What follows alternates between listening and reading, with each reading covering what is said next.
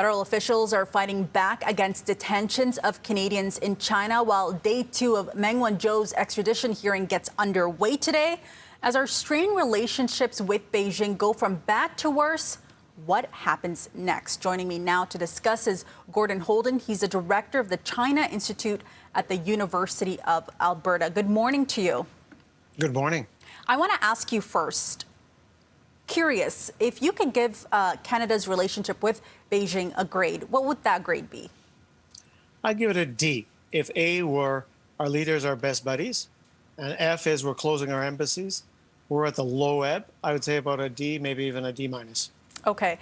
So do you foresee any improvements in the near future? What's it going to take to kind of fix this relationship? Well, we're at such a low ebb, it's hard to imagine things going anywhere but up at some point. But I don't think there's going to be anything budging as long as the two Michaels are still in detention, as long as they're still in a Chinese jail. And for the Chinese side, they have no interest in improving the relationship, really, as long as Meng Wanzhou is in an extradition court proceeding in Vancouver. So those two things really are a big burden on the relationship. It's not going anywhere positive in the near future. Okay, you mentioned the two Michaels there. That's Kovrig and Spavor, who was sentenced yesterday here.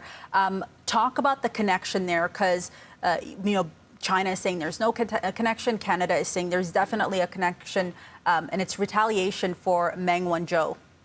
I think it's crystal clear that these issues are linked. It was a week after Madame Meng was detained in Vancouver that the Michael Spavor and Michael Kovrig were arrested.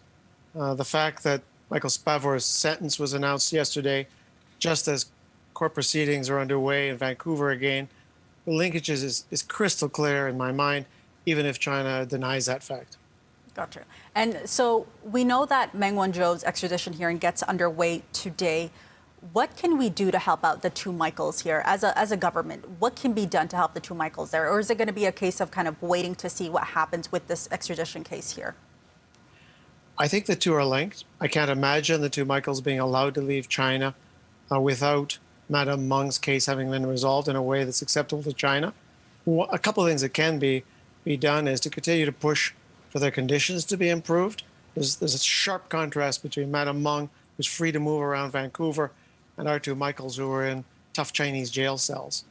We can also keep pushing with our U.S. ally to see if a deal could be cut that might satisfy both China and Canada, but I wouldn't be optimistic that things are going to break or move within the next few days or weeks. Gordon, and I don't like to ask this question, but I think we have to speak about it here. What could happen if things really get worse?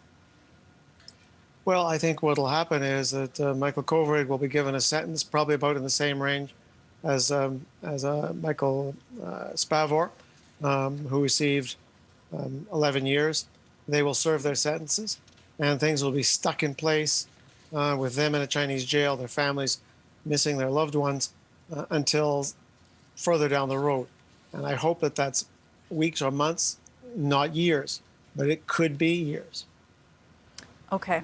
Director of the China Institute at the University of Alberta, Gordon Holden. Thank you so much for joining us this morning. Thank you. Okay, that's all for me for now. Frank, let's take a look at your forecast.